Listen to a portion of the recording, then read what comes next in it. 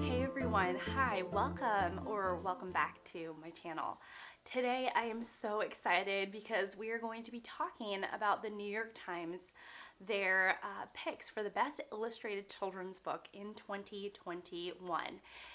The New York Times came out with a list this year in collaboration with the New York Public Library, which I love to see because they are consulting other sources besides just the New York Times. And they came up with 10 picture books that were nominated as the best illustrated picture books of 2021.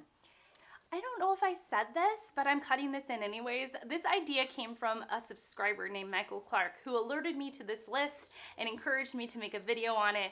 And so I just ran with the idea and I made a video about best illustrated picture books of 2021.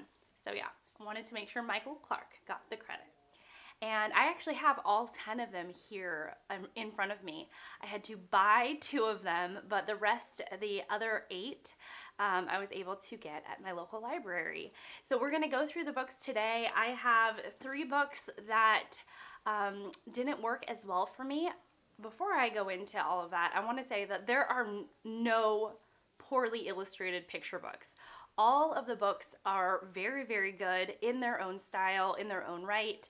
And so even though a book may be at the bottom of my list, it doesn't mean that the artist is bad. It just means that the illustrations or the story didn't resonate with me as a reader, and my own expertise, and in my eyes. It didn't quite work for me as well as other books, but they are still very, very well done. So I have 3 that are like my bottom picks, and I'll get into why.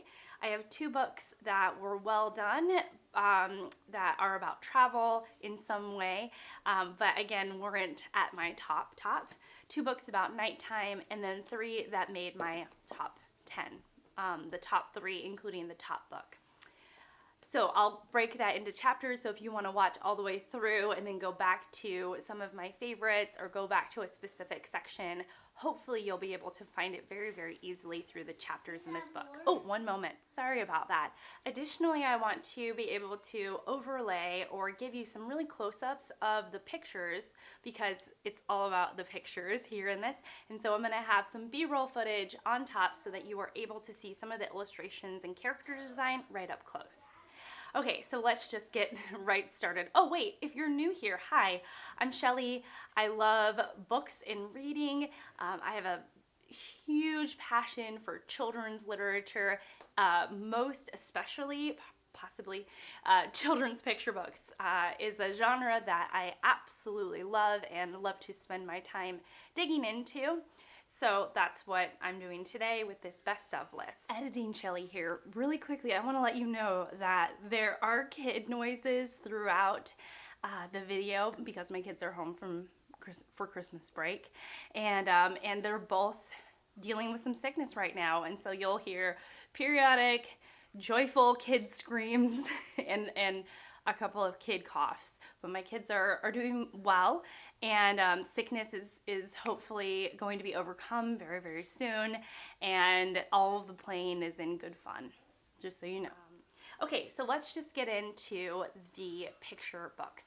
I'm going to actually talk about the 3 books that worked the least well for me. The first is Time is a Flower by Julie Morstad.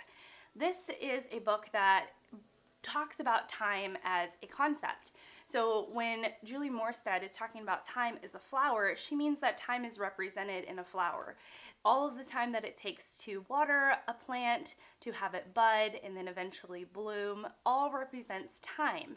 And Julie Morstad, what she attempts to achieve here is to talk about what time is in terms of concrete things like flowers, dough rising, aging faces, and so on and so forth, in order to explain to children what time is, which is a very sort of cerebral concept, and for the most part, she does pretty well The book itself has a gorgeous limited color palette with vibrant purple, a muted green, a bright blue, and a couple of additional colors. And so as far as color palette wise, the book really stands out visually. However, in my estimation, I thought that the concept of trying to explain time to children was not as well executed throughout the book. I thought that Julie Morstad should probably have chosen one or two concepts like bread rising and aging faces and focus on those two concepts throughout the storytelling process. For example, if at the beginning of the book there was a child who wanted to bake bread and then had to experience how long it takes for bread to rise, and to depict that through pages of longing, I think would have been more effective than to try and explain a concept that is difficult to grasp for children, such as time itself. I think it was a beautiful attempt with gorgeous illustrations, but didn't make my top list. The second book in the bottom three, so to speak, but still was very well done, was The Little Wooden Robot and the Log Princess by Tom Gauld. The Little Wooden Robot and the Log Princess tells the story of a king and queen who desperately want children but can't have them, and eventually they are able to have a little wooden robot and a log princess, but with a catch. The catch is that the log princess actually turns into a log when she falls asleep, and if you can imagine, snafus ensue. The things that were interesting about the book, or that could play into its favor, is that it was a very action-packed, plotty book that read like a preamble to comic books, because the structure of the book looks like a comic book. And I thought in many ways this felt very exciting, especially with the adventure that it tells. But the art itself really reminded me of Hilda, the television show Hilda, and or the television show Adventure Time. And because I've seen this art style pretty heavily in the 2000s, especially in the 2010s and early 2020s, to me the style wasn't very new, even though I did find the actual storytelling very, very, very charming. All right, the third book that again is sort of at the bottom, but also tells a really fun story is Vamos, Let's Cross the Bridge by Raúl the Third, and the colors are by Elaine Bay. This tells the story of a bridge crossing. So it is a very colorful, very vibrantly done book, and it talks about the Rio Grande. So this clearly is all about border crossing and sometimes getting stuck in traffic and the excitement around crossing the border. And there is the author and illustrator Raúl the Third is really able to capture the excitement and liveliness of crossing the border or crossing the bridge. I have done many crossing of the borders from the United States to Mexico, especially in California, Southern California over to the Mexico, United States border. And indeed, it is a very lively thing. There are people, there are vendors and food trucks and lots of excitement and lots to see. And so the Raúl the Third is really able to capture the energy of crossing a bridge when you are using that bridge to cross country lines, so to speak. And it's done again in this very like paneled comic book kind of way, and in that way there is just so much going on. There's also this splash of color. Every page has this vibrant purple, vibrant blue, bright pink, and it is just an absolute explosion of color. Now, my critique of it is really just personal. I didn't find the story of crossing the bridge, though effective, it wasn't the most engaging. And I didn't love the character designs, which is purely a preference on the reader's part. Two books that have to do with nighttime. The first one is While You're Sleeping, and that is by Mick Jackson and illustrated by John Broadley. This book has a lot of very muted and desaturated colors, particularly desaturated red and desaturated blue, which almost come off like they have a bit of gray in them. And this tells the story about what goes on in a town or city after a child goes to bed. So all of the delivery people and all of the bakers and all of the people that keep going in the evening time after a child goes to sleep. The style is done in a wood cut type of style, which means that you could easily think that John Broadley carved out wood stamps almost and dipped them in ink and then stamp them down in order to make the images in the book.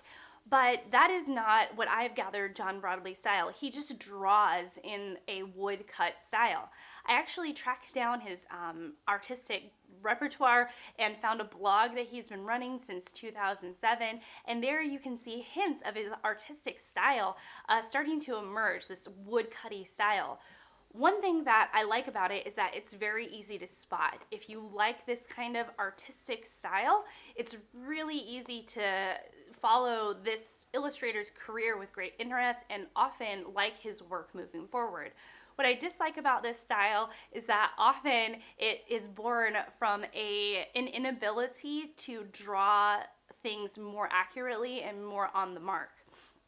So sometimes I question artists' talents or their repertoire to create anything outside of a very specific style that they have been honing for years. Also, in terms of the story, I like books that are a bit more cerebral, that talk about the dreamscape of when a child goes to sleep, and this is a very realistic picture of what a town and city looks like after kids go to bed. And again, it's just not to my preference. These top 6 are really honing in on my preference to artistic style and storytelling in particular. And the first one is another nighttime book, and it's The Night Walk by Marie Dorléans. This tells the story of a family that goes on a walk in the evening and their observations and meditations throughout the walk. It is a very quiet book, and really the quietness lends itself to illuminate or highlight the illustrations. What I love about this book is that Dorléans, I think that's how you say her last name, Dorléans, I'm not really actually sure. She actually chooses 2 colors, one of which is this beautifully rich blue, and the other is a milky, soft yellow. And she does all of the illustrations in these 2 colors, which I think is both brilliant and a feat. So the deeper colors, though they might trick you into thinking that they're black, they're actually just a super, super dark blue in that same shade family that she chose. So I thought that was incredibly well done, and this quiet night walk really lends itself to a bedtime book. And then at the end, she really plays up the 2 colors that she chose. So the end has a little bit of a surprise. And I was mildly surprised by it, but mostly delighted by this whole quiet, meditative book. The next 2 books have to do with travel. The first one is Keeping the City Going by Brian Floca. Floca is an illustrator that I'm quite familiar with. I actually own his other book, which was a Caldecott winner, called The Locomotive, I believe.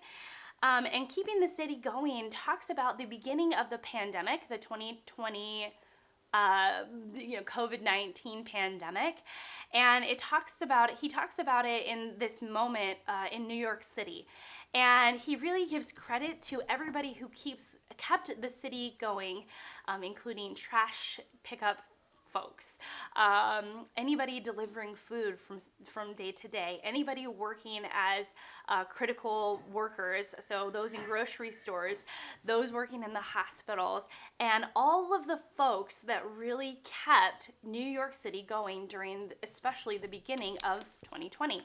And then as he's moving along with this story, it culminates near the end to when during the 2020 pandemic, or, you know, we're still in it, but during the beginning, how everyone at 7 p.m. would hang outside their windows and then bang pots and pans to cheer on those city workers, those workers that kept the New York City going, which is a true event, and it was a really fantastic idea to capture like this slice of life in New York that happened at a very particular and pivotal time in history. So I thought that was really good, but I think this is one of those books that I will definitely appreciate as the time goes on. Right now, I know about the story. There was nothing that surprised me about it, and there was nothing that particularly delighted me about it, but I can imagine that in 10 years, 20 years, 30 years, when this book is in the hands of children who have never read or known about this pandemic, that they are able to pick this book up and learn about a very particular, well-illustrated, well-told story about a moment in time that actually happened. So I see great value in the book, even though it didn't particularly resonate with me. The next book is I Am the Subway, which is written and illustrated by Kim Hyo-eun, and it was translated by Deborah Smith. And this is all about a subway station in Seoul, which is in Korea. And it's translated from Korean into English, and it is done in this absolutely stunning watercolor. I at first really thought that this book wasn't going to be for me, and it took the longest to get here, so I sat in that space for a long time, believing that this book I wasn't going to get along with. But this book is incredibly surprising. The story is told from the perspective of the subway, and every couple of pages, as someone enters the subway, the narrative tells a bit about their backstory. It is very, very charming, incredibly well done, and done in my favorite style, which is watercolor. I adore watercolor style illustrations. And so I really, really enjoyed it.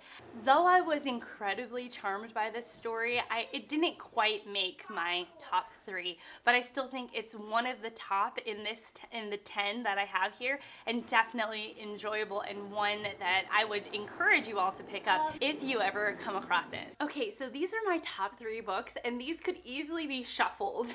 I do have a top favorite, but again, I think that in a couple of weeks, the second one on this list could easily be the first one, and it could just kind of get shuffled. So this is what I've landed on for now, but know that these top 3 are truly like the creme de la creme of the illustrated books that I have seen for 2021, and that are on this list so far. Not so far, that are on this list in general. Okay, and the first one is that It Fell from the Sky, and it's by the Fan Brothers, or Fawn Brothers. So the Fan Brothers, they have done this book called It Fell from the Sky, and it's all about a marble that falls from the sky, and these bugs that are all dressed up and anthropomorphized are talking about what to do with this magical wonder, which is a marble. One of the things that I adored about this book is that it's done in graphite, so it looks black and white, but the pops of color come from the marble. And so visually, it's very, very appealing and very, very engaging, the black and white juxtaposed to the color. But one of the other things that I love about it is that they feature bugs, and I love bugs. I think that bugs are charming and wonderful to observe, and I get a lot of bugs living in South Carolina, and weirdly, it's one of the things that I tend to quite enjoy or observe over the years. So it features these bugs. They're all kind of hoity-toity with their top hats and their bow ties, and they seem really alive. So the main things that I love about the book are the colors that the author and illustrator used, the character design of the bugs, and this story about how this marble, which they think is basically magic, falls from the sky, and then they have to decide what to do about it.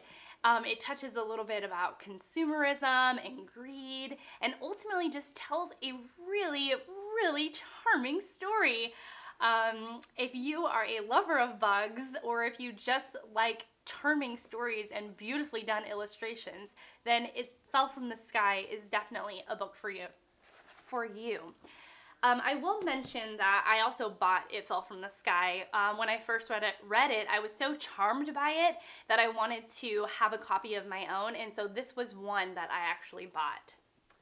In the number 2 slot, which is so hard to say that it's number 2 because it is gorgeous, and it's On the Other Side of the Forest, and it's by Nadine Roberts and illustrated by Gerald Dubois.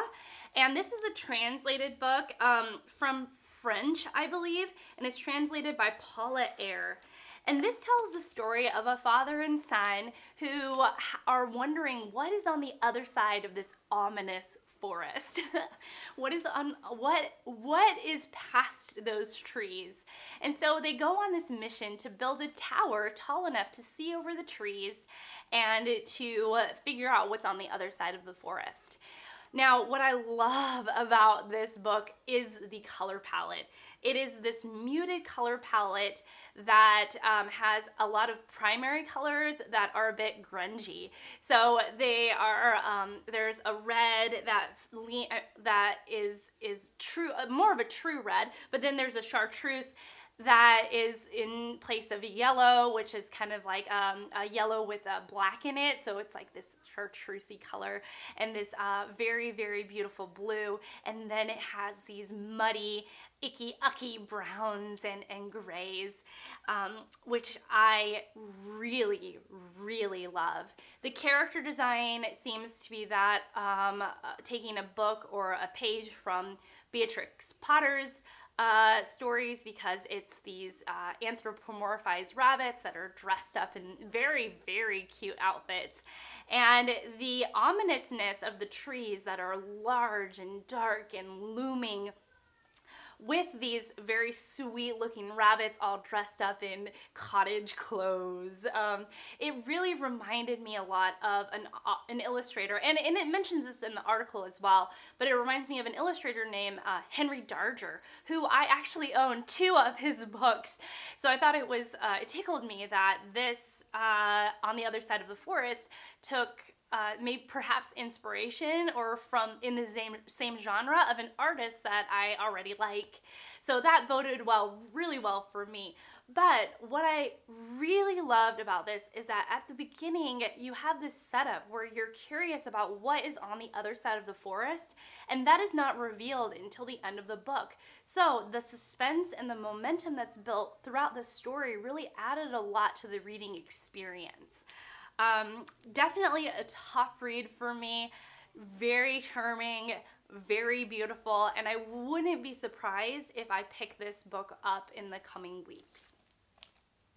All right, my number 1 book for this list is there because it brought me to tears. It took my breath away and it brought me to actual tears.